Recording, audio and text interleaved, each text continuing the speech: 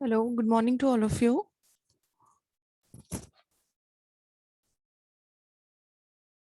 Good morning, ma'am. Good morning. Students join होंगे अभी?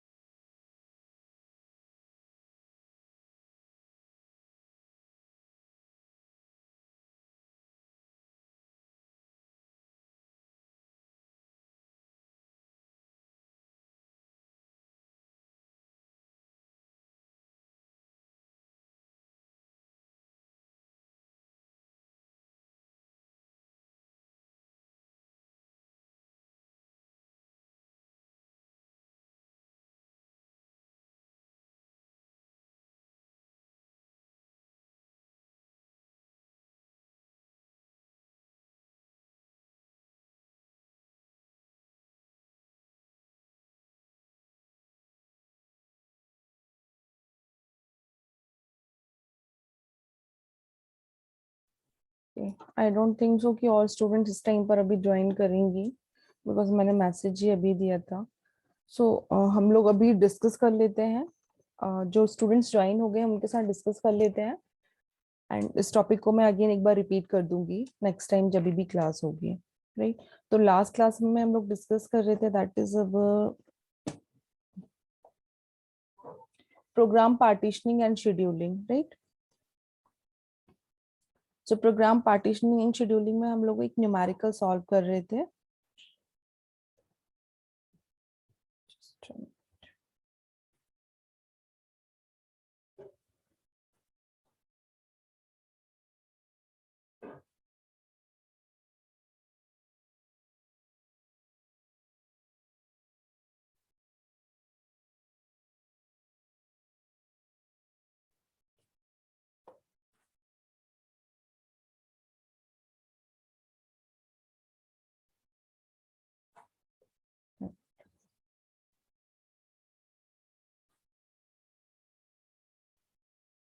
Okay. Ma'am scheduling of fine grain and cross grain करना था. Yes. Sorry course. Okay. So हम लोगों ने एक एग्जांपल देखा था शेड्यूलिंग का. हम एग्जांपल देख रहे थे ग्रेन पैकिंग एंड शेड्यूलिंग में, एंड हम लोगों ने डिस्कस किया था एक एग्जांपल जिसमें हमारे पास 7 नंबर ऑफ स्टेप्स थी. उनके बेसिस पर हम लोगों ने फाइन ग्रेन प्रोग्राम ग्राफ बनाया था before packing and course grain program graph बनाया था आफ्टर पैकिंग. ठीक है।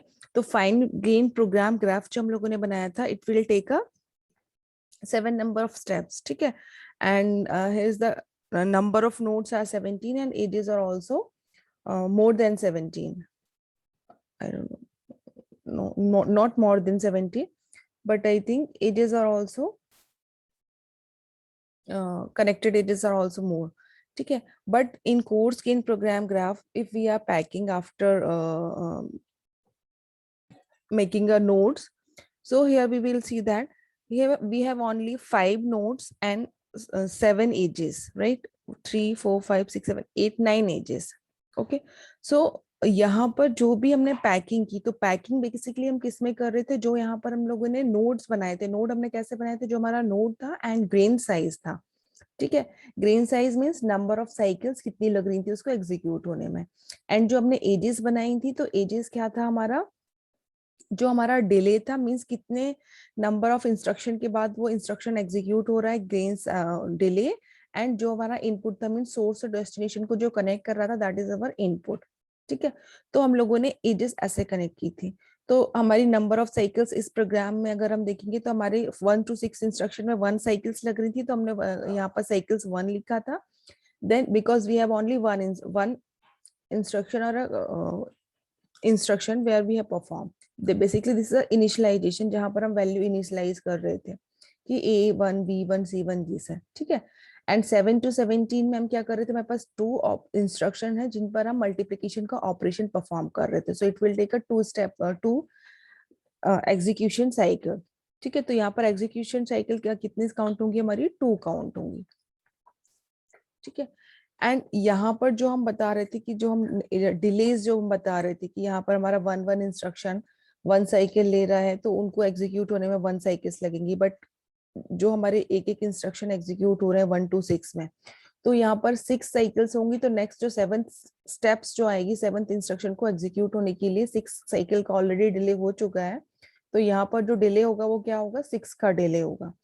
सिमिलरली जब यहाँ पर हम 7 8 9 10, जब हम बात 11 की जब देख रहे थे, तो हमारे पास नंबर ऑफ इंस्ट्रक्शन 2 एग्जीक्यूट हो रहे थे, 2 साइकिल्स लग रही थी। तो यहाँ पर जो डिले होगा हम उनको काउंट करेंगे। तो हम लोगों ने यहाँ पर क्या किया था, पैकेजेस बना दिए थे कि सपोज ये एक पैक है, ए का, ये बी का, ये सी, ये डी एंड ई, ठीक है।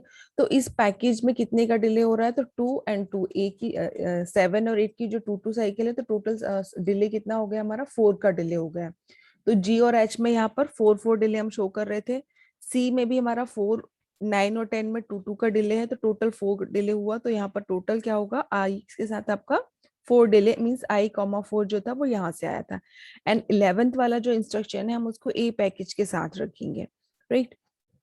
अब यहाँ पर हम कुछ कांस्टेंट भी यूज कर रहे थे, 3 and 4 कांस्टेंट जो हम यूज कर रहे थे, तो वो हम अलग से उनको कांस्टेंट को इनपुट कराएंगे। एंड जो हमारे प्रीवियसली जो भी इंस्ट्रक्शंस हैं उनको हम कनेक्ट करेंगे, जैसे लाइक हमें जे कनेक्ट करना है या के कनेक्ट करना है, तो प्रीवियसली जो हमारे नोड्स हैं हम उनको कनेक्ट करेंगे। हमारा जो नोड है मल्टीप्लिकेशन ऑपरेशन परफॉर्म होने के बाद जो रिजल्ट होल्ड कर रहा है उसमें, देन हम उनको कनेक्ट करेंगे। तो ये हमारा पूरा Excuse me, डायग्राम मैम। बना था। Yes ma'am exam point of view से ये इम्पोर्टेंट है क्योंकि मैम ये थोड़ा सा कॉम्प्लेक्स जा रहा है, मतलब हाँ, इतने अच्छे से नहीं एग्जाम समझ आ रहा। एग्जाम पॉइंट ऑफ व्यू से इतना इम्पोर्टेंट नहीं है, बट ये सारी चीजें मैं इसलिए आपको डिटेल में बता रही हूँ बिकॉज ये एग्जाम्पल है। लाइक तो एग्जाम्पल से आपको समझ में आया कि बिफोर पैकिंग क्या हो रहा है, कि कितने नंबर ऑफ हमारे पास नोट्स थे, एजेस थे। आफ्टर पैकिंग अगर हम कोर्स गेन की बात कर रहे हैं, तो उसमें हम डिले जो है उसको हम रिड्यूस करके मर्ज कर दे रहे हैं, तो हमारा जो डिले है वो कम हो गया, हमारे नोट्स जो है वो कम हो रहे हैं। तो exam okay point of ma'am. View से ये इतना इंपॉर्टेंट नहीं है, बट आपको पता होना चाहिए बिकॉज कुछ भी अगर आपसे पूछा क्वेश्चन में सपोज आ गया, तो आपके पास रफ थोड़ा तो आइडिया होगा कि आप उसे एक्सप्लेन कर पाएंगे। इसलिए मैं इतना डिटेल में बता रही हूँ इस एग्जाम्पल को और इसको, ठीक है। तो ये आपने ओके। फिर कोड स्क्रीन का अगर हम ये देखिए, फाइन ग्रेन में बताया था कि लेस देन 20 इंस्ट्रक्शन के लिए हमारा एग्जीक्यूट होता है, एंड कोड स्क्रीन हमारे पास लार्ज नंबर ऑफ इंस्ट्रक्शन के लिए होता है। तो हम यहाँ पर क्या करेंगे, इन सबको कंबाइन कर देंगे। ये A8 जो है वो क्या है, टोटल नंबर ऑफ जो साइकिल हमारी लग रही है 6 + 2 ये 8, बी के साथ 4, सी के साथ 4 एंड डी के साथ 6, 2 4 एंड ये 6। तो ये 8 4 2 6 यहाँ से क्या है, इनका हमने टोटल कर दिया जो हमारा डिले था, राइट। तो ये आपका डायग्राम होगा, कनेक्टेड एजेस जो होंगी वो यहाँ से ही आपकी आ जाएंगी।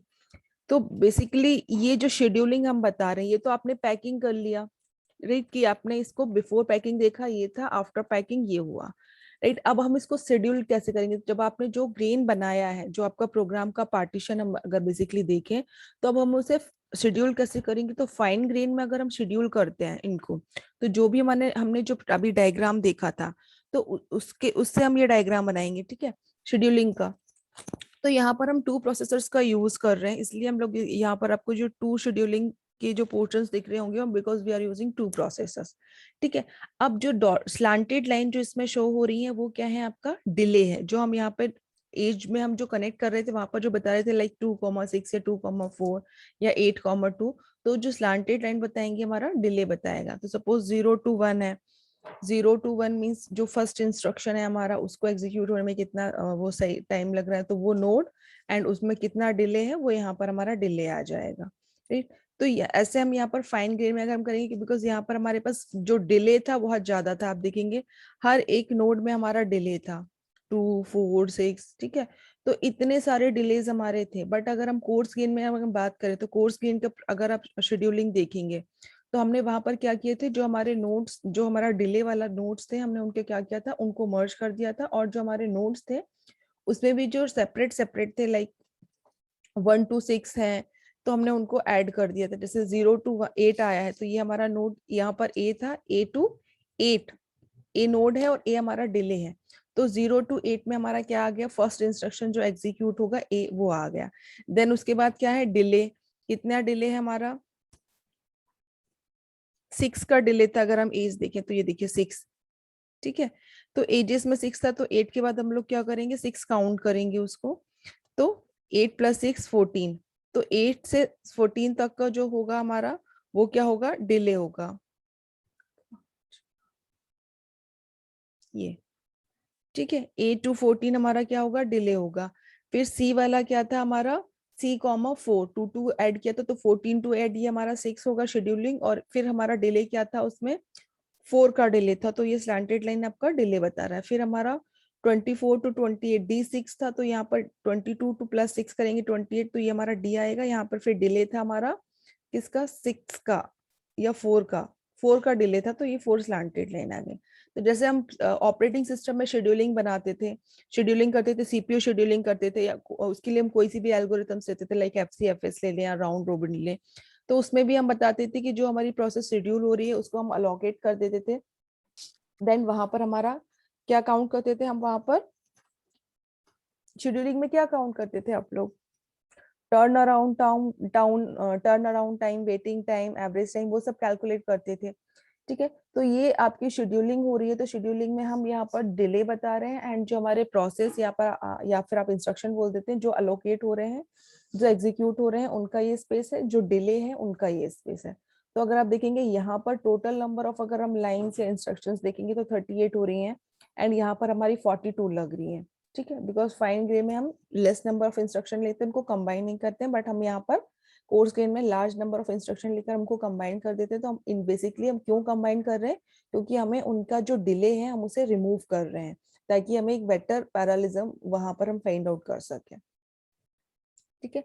तो ये आपका था grain size, sorry, scheduling, grain packing and scheduling, ये टॉपिक आपका इतना इंपॉर्टेंट नहीं है, बट आपके सिलेबस में है, इसलिए मैंने आपको बताया था। इंपॉर्टेंट टॉपिक जो इस टॉपिक का है, that is level of parallelism, जिसमें हमने 5 लेवल्स देखे थे, ग्रेन साइज और लेटेंसी। तो ग्रेन साइज के भी 3 नेम्स थे जो मैंने आपको बताए थे, ग्रेन साइज, ग्रैनुअलिटी एंड ग्रैनुअल साइज, ठीक है, एंड लेटेंसी। तो जो 2 टाइप्स की, 3 टाइप्स की जो लेटेंसी देखी थी, ग्रेन साइज ये आपसे शॉर्ट क्वेश्चन में पूछ सकते हैं डिफाइन करने के लिए, एंड लेवल ऑफ पैरेललिज्म ये आपसे 4 मार्क्स में पूछ सकते हैं, 4 या 5 मार्क्स में। ये इसमें आपको ये डायग्राम बनाना है, हर एक लेवल को आपको डिटेल में डिस्क्राइब करना है। जो हमने कंपैरिजन से देखा था, उनको, उन पॉइंट्स को आप यहाँ पर पैराग्राफ्स में या पॉइंट्स में लिखेंगे, लेवल 1 लेवल 2 जो है, तो ये आपको डिटेल में बताना है। तो ये 4 to 5 मार्क्स में पूछ सकते हैं, लेवल ऑफ पैरेललिज्म, राइट।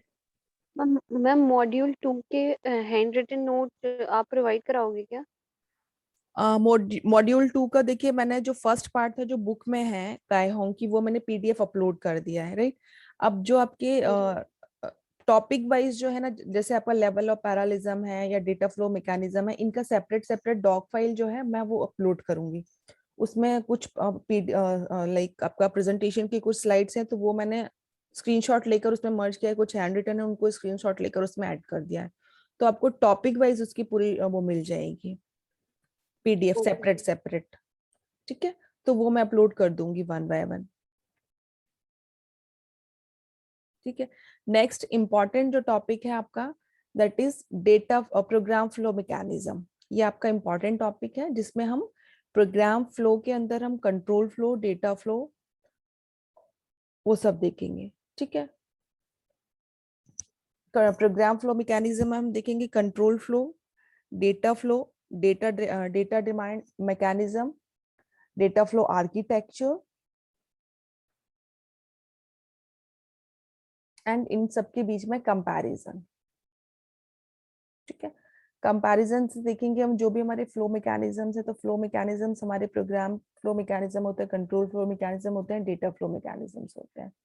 ठीक है, तो ये आपका इंपॉर्टेंट टॉपिक है। इसमें से आपसे कुछ भी पूछ सकते हैं, वो डिमांड ड्राइवर मैकेनिज्म पूछ सकते हैं, कंट्रोल फ्लो मैकेनिज्म पूछ सकते हैं, डेटा मैकेनिज्म पूछ सकते हैं, या कंपैरिजन पूछ सकते हैं उन सब के बीच में, या आर्किटेक्चर पूछ सकते हैं। तो इसमें से आपका एक क्वेश्चन बनता ही बनता है।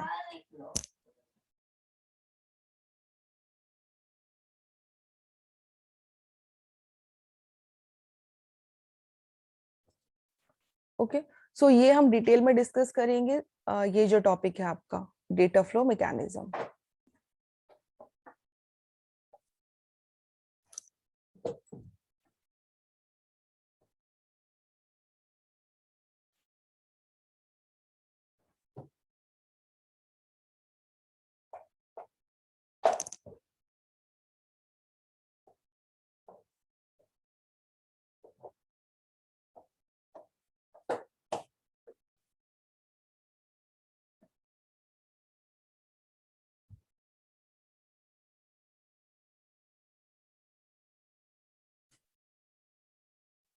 ओके, सो टॉपिक है आपका प्रोग्राम फ्लो मैकेनिज्म। तो first of all we have to understand what are program flow mechanisms. ठीक है, so basically traditional computers are found on control flow mechanism by which the order of program execution is explicitly stated and the user program.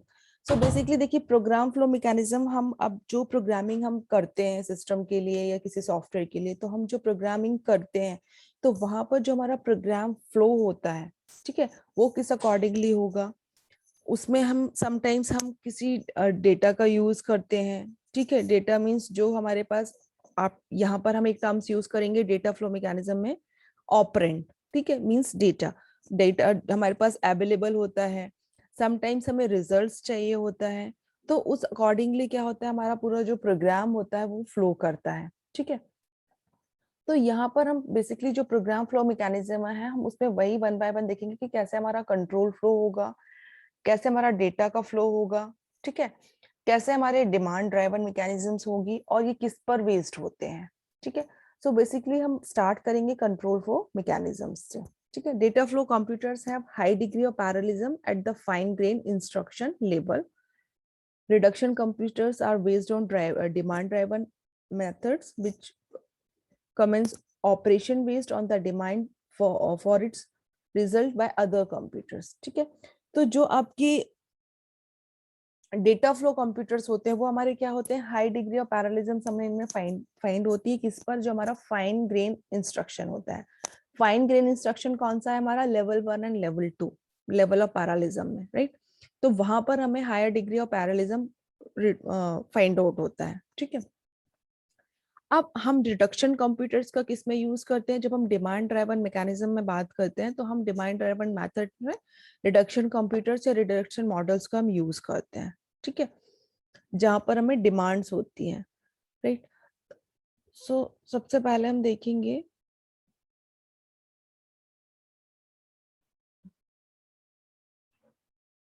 ठीक है, so program flow mechanism basically are 3 types के होते हैं हमारे, control flow mechanism, data driven mechanism and demand driven mechanism. Control flow mechanism basically used by conventional computers or control flow computers, or for example von Neumann models या von Neumann computers जो होते थे हमारे, उसमें हम control flow mechanism को use करते हैं. Data driven mechanism which is used by the data flow computers. ठीक है. And demand driven mechanism means used by reduction computers. ठीक है. तो ये जो आपके मैकेनिज्म्स हैं, इनके डिफरेंट डिफरेंट नेम भी हैं जो आपको याद रखने, like control flow mechanism, conventional computer, control flow computers and von Neumann computers. Data driven mechanisms, इसमें हम क्या बोल रहे हैं इसको, डेटा फ्लो कंप्यूटर्स. एंड ये आपका क्या है, data flow computers, data driven computers and eager eager machines, eager machines. ठीक है. थर्ड जो आपका है डिमांड ड्राइवन मैकेनिज्म, ये हमारा क्या है, demand driven computers, reduction machines and lazy computers. तो इन सब के नेम भी याद रखने हैं, एंड जब हम इनका कंपैरिजन करेंगे तो हम वहां पर ये सारे टर्म्स को यूज भी करेंगे. राइट. तो फर्स्ट है आपका कंट्रोल फ्लो मैकेनिज्म. ठीक है. So control flow mechanism basically क्या होता है, it is used by the conventional computers and control flow computers and von Neumann computers. So conventional von Neumann computers are used as a program counter to sequence the execution of instruction in a program. ठीक है. So this sequential execution style is called control driven. ठीक है. अब जो हमारा control flow mechanisms होता है, that is in control flow mechanism we require a program counter. Why we need program counter? Because each instruction are executed one by one. So program counter, what we will do, what this will do, this will indicate the which instruction will be executed next. ठीक है. तो जो भी हमारे programs sequential होते हैं, one by one execute होते हैं, तो program counters क्या करता है, जो भी next instruction execute होगा उसको क्या करता है, वो इंडिकेट करता है. ठीक है. तो जो हमारे प्रोग्राम, जो इंस्ट्रक्शंस हैं, जो हमारे एक सीक्वेंशियली एग्जीक्यूशन हो रहे हैं, सीक्वेंशियल में एक सीक्वेंस में एग्जीक्यूट हो रहे हैं, तो बेसिकली उनका सारा जो कंट्रोल है वो किसके पास होता है, प्रोग्राम काउंटर के पास होता है. That's why this is called control driven mechanism also. ठीक है. बिकॉज यहाँ पर प्रोग्राम काउंटर एक इंपॉर्टेंट रोल प्ले करेगा, वो सारे इंस्ट्रक्शन को एग्जीक्यूट करवाएगा वन बाय वन, और कौन सा नेक्स्ट इंस्ट्रक्शन एग्जीक्यूट होगा उसको भी इंडिकेट करेगा. ठीक है. तो ये जो सारा इंस्ट्रक्शंस होगा वो किस में होता है, एक ऑर्डर में होता है. Right. They follow the order, means sequentially one by one. ठीक है. which instruction will be execute next. ठीक है. so this order in this instruction are in a ordered. ठीक है. Conventional computer are based on control flow mechanism by which the order of program execution is explicitly stated in the user program by programmers. ठीक है. तो यहाँ पर हमारे जो हमारे कन्वेंशनल कंप्यूटर्स होते हैं वो किस पर बेस्ड होते हैं, हमारे कंट्रोल फ्लो मैकेनिज्म्स पर यूज होते हैं. एंड उसमें जो ऑर्डर ऑफ प्रोग्राम एग्जीक्यूशन होता है वो क्या कर सकते हैं, जो यूजर प्रोग्राम है वो एक्सप्लिसिटली हमें प्रोवाइड करवाता है. जो भी प्रोग्रामर होगा, जो प्रोग्राम राइट करेगा उनके लिए, तो वो एक्सप्लिसिटली जो भी हमारा प्रोग्राम का जो ऑर्डर है उसको वो एक्सप्लिसिटली सर्ट कराता है. तो देन हमारा जो एग्जीक्यूशन है वो वहां से वन बाय वन एग्जीक्यूट होना स्टार्ट होता है. तो वो एक ऑर्डर्ड में एग्जीक्यूट होता है, and this is called control flow mechanism. ठीक है. Uniprocessor computers is inherently sequential due to the use of control driven mechanism. ठीक है. अब यूनिप्रोसेसर कंप्यूटर मींस आपका जो यूनिप्रोसेसर सिस्टम है वो हमारा क्या था, इनहेरेंटली सीक्वेंशियल था. वहां पर क्यों था सीक्वेंशियल, बिकॉज हम वहां पर कंट्रोल ड्राइवन मैकेनिज्म्स का यूज कर रहे थे.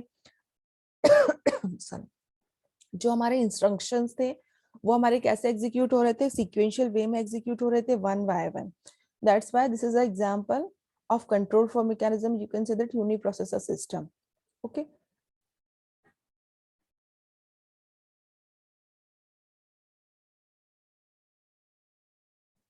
ठीक है. Control flow computers uses the shared memory to store the program instructions and data. अब हम जब यूनिप्रोसेसर सिस्टम यूज कर रहे हैं, वन न्यूमन मॉडल अगर हम यूज करते हैं, तो वहां पर हम क्या करते हैं, कॉमन शेयर्ड मेमोरी को यूज करते हैं. Because we have a multiple instruction and these multiple instructions are stored in a memory, different memory location in a main memory. ठीक है.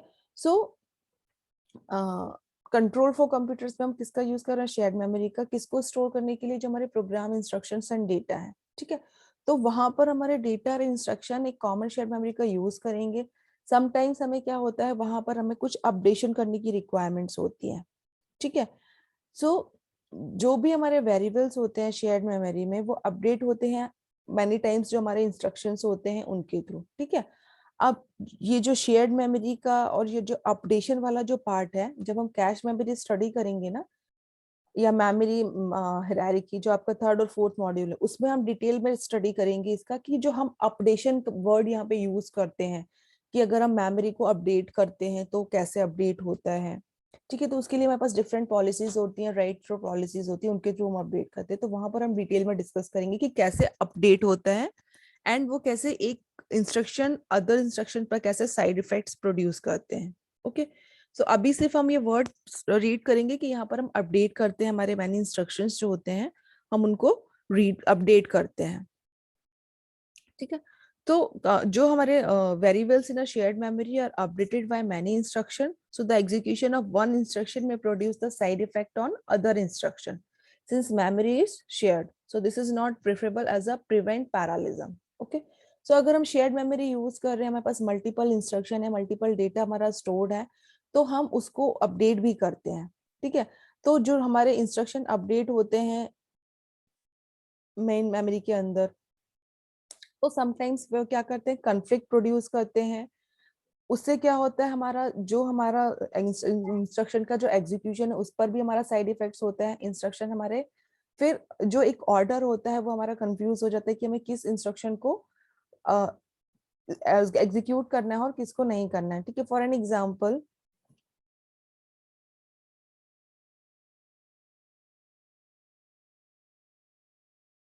मैं जस्ट शॉर्ट में आपको बता रही हूँ अभी, फिर हम डिटेल में बाद में डिस्कस करेंगे इस टॉपिक पर। सपोज ये आपकी शेयर्ड मेमोरी है, ठीक है। मल्टीपल डेटा लोकेशंस हैं, जहाँ मेमोरी लोकेशंस है जहाँ पर आपका डेटा स्टोर हो रहा है। सपोज आपने कोई ऑपरेशन परफॉर्म किया, आपने ए को यहाँ पर A is equal to B plus, या आपने ए को यहाँ पर स्टोर कराया, बी को यहाँ पर, सी को स्टोर यहाँ पर करवाया, ठीक है। सपोज ए की कोई वैल्यू होगी 1+2=3, या आपने स्टोर करवाई 1 2 3, ठीक है। अब सेम मेमोरी लोकेशन के लिए अगर कोई और इंस्ट्रक्शन हमारा उसको रिक्वेस्ट कर रहा है, या उसका वो उस लोकेशन पर आ रहा है, तो ऑलरेडी हमारा वहां पर कोई डेटा ऑलरेडी अवेलेबल है, एंड दूसरा कोई इंस्ट्रक्शन उस मेमोरी लोकेशन के लिए अगर रिक्वेस्ट करेगा, तो यहाँ पर तो एक ऑलरेडी स्टोर है और एक रिक्वेस्ट करेगा, तो यहाँ पर हमारा क्या होगा, कॉन्फ्लिक्ट होगा कि कौन सा हमारा डेटा वहां पर स्टोर होगा। तो हम या तो उसकी वैल्यू को अपडेट करेंगे या फिर स्किप करेंगे, राइट। तो अपडेशन वाले पार्ट में हम ये डिटेल से डिस्कस करेंगे।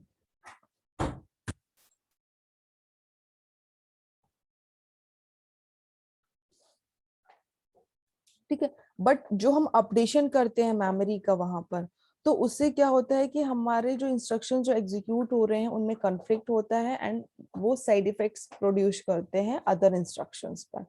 तो because we are using shared memory, this is not preferable for prevent parallelism. हम यहाँ पर पैरालिज्म में उसको हम नहीं बोल सकते कि हमारा प्रिवेंट पैरालिज्म होगा यूजिंग शेयर्ड मेमोरी, ठीक है। बिकॉज वहां पे हमारा अपडेशन होगा, कॉन्फ्लिक्ट होगा, तो ये हमारा प्रिवेंट वे नहीं है पैरालिज्म का,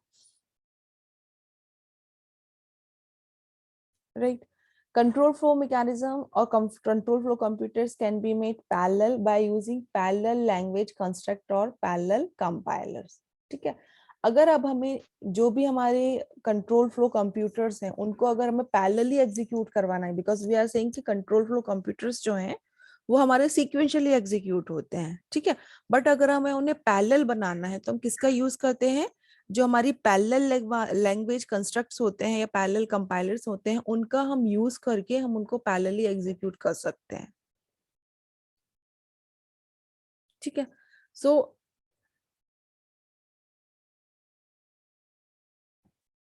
इसका एडवांटेज क्या होगा हमें, कि जो भी हमारा कंप्लीट कंट्रोल होगा वो हमारा किसके थ्रू होगा, प्रोग्राम काउंटर के थ्रू होगा।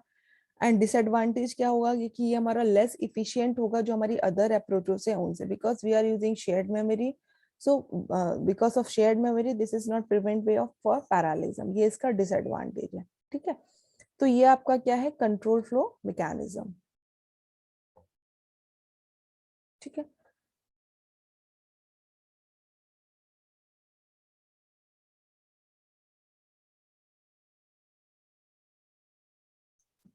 ठीक है।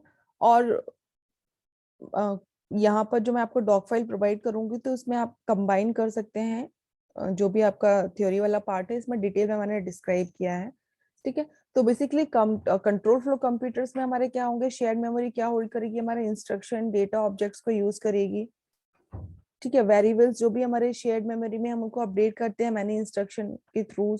Execution of one instruction may produce side effect on other instruction since memory shared, ठीक है। तो जो भी मैंने आपको बताया वो सारा का सारा जो है वो आपको यहाँ पर डिटेल में मिल जाएगा। तो ये आपका कंट्रोल फ्लो मैकेनिज्म्स है, राइट। नेक्स्ट होता है आपका data flow mechanism. Data flow mechanism को हम क्या बोलते हैं, डेटा डिमांड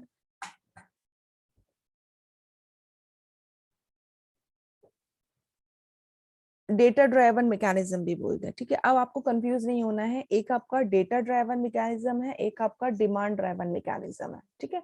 तो आपको टर्म्स याद रखते हैं, data driven mechanism data flow computers के थ्रू यूज होता है हमारा, ठीक है।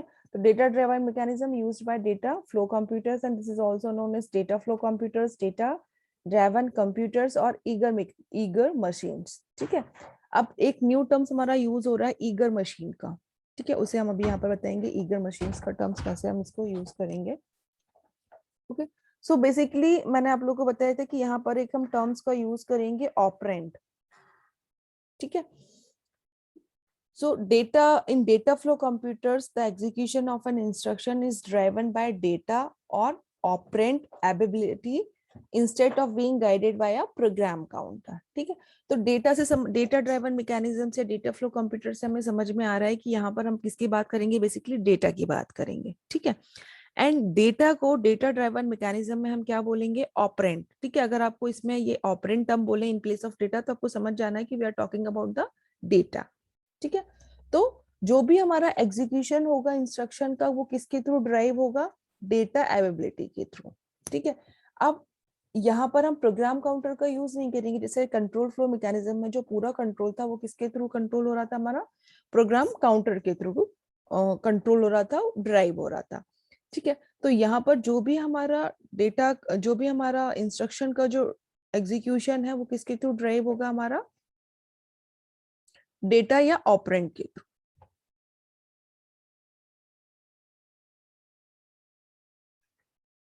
ओके।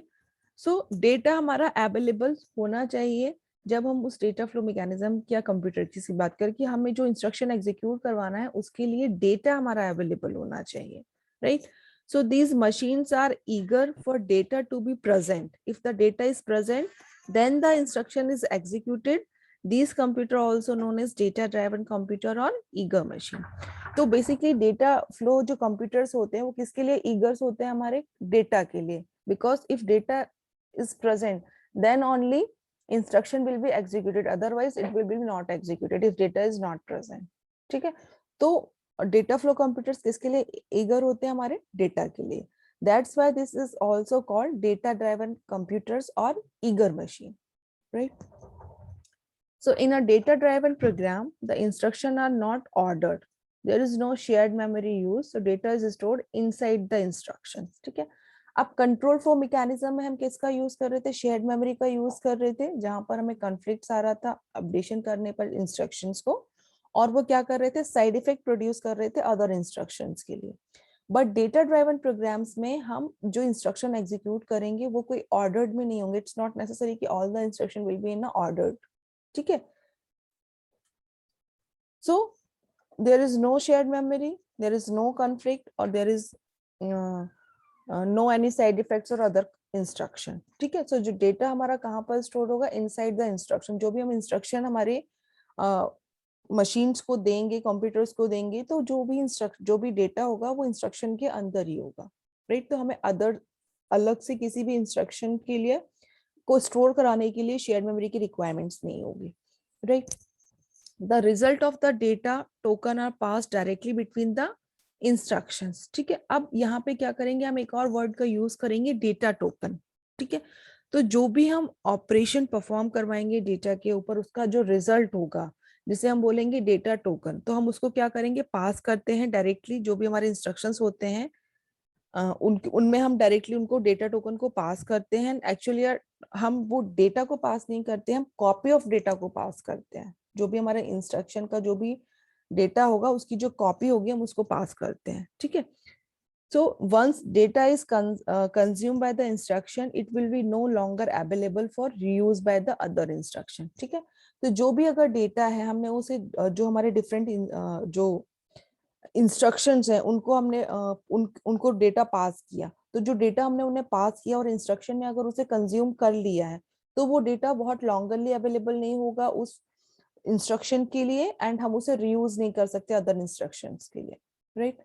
तो यहाँ पर एक एग्जांपल देखते हैं हम, ठीक है। तो जैसे ये एक एग्जांपल है आपका a plus B is equal to C, या बोल दीजिए c plus c is equal to a plus B, ठीक है। तो in a data flow machine a program consist of data flow node, that is a program is represented using direct acyclic graph nodes and edges, ठीक है।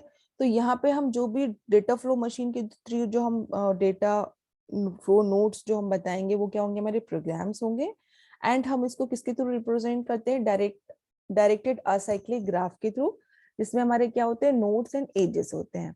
अब हमने क्या लिया example c is equal to a plus B लिया है, ठीक है। तो ये हमारा प्रोग्राम है, तो ए बी एंड सी ये क्या होंगे, हमारे नोड होंगे, प्रोग्राम्स हैं, एंड एजेस के थ्रू हम इसे कनेक्ट करेंगे, एंड ऑपरेशन कौन सा परफॉर्म करवा रहे हैं, एडिशन, ठीक है।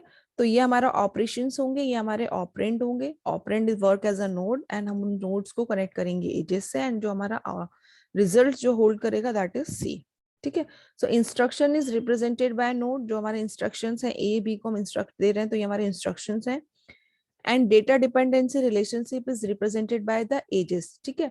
तो ये जो नोड्स हैं, ये जो नोड्स को हम कनेक्ट कर रहे हैं इसके थ्रू, एजेस के थ्रू, तो ये क्या शो करेंगे, आपका डेटा डिपेंडेंसी रिलेशनशिप मींस जो आपका एडिशन ऑपरेशंस है और जो आपके इंस्ट्रक्शंस हैं उनके बीच में डेटा डिपेंडेंसी रिलेशनशिप को ये शो करेंगे, ठीक है। सो data flow node fires fetch and execution when all its inputs are ready, that means when that is when all data have token, ठीक है। तो यहाँ पर हम एक टर्म और यूज करेंगे फायर्स का, जैसे हमने टोकन यूज किया है वैसे ही हम एक फायर का यूज करेंगे। नोड फायर मींस क्या होगा आपका, फेच एंड एग्जीक्यूट, ठीक है। फायर का यूज हम कब करेंगे, when all inputs are ready, ठीक है। जो भी हमारे इनपुट्स हैं, जो भी हमारे इंस्ट्रक्शन है वो रेडी होंगे, and all inputs have a token. Token हमने बताया था क्या था, जो भी इंस्ट्रक्शन को जो हमें डेटा देना है, राइट। तो फाइंड एग्जांपल है आपका, find c is equal to a plus B if a is equal to 5 and b is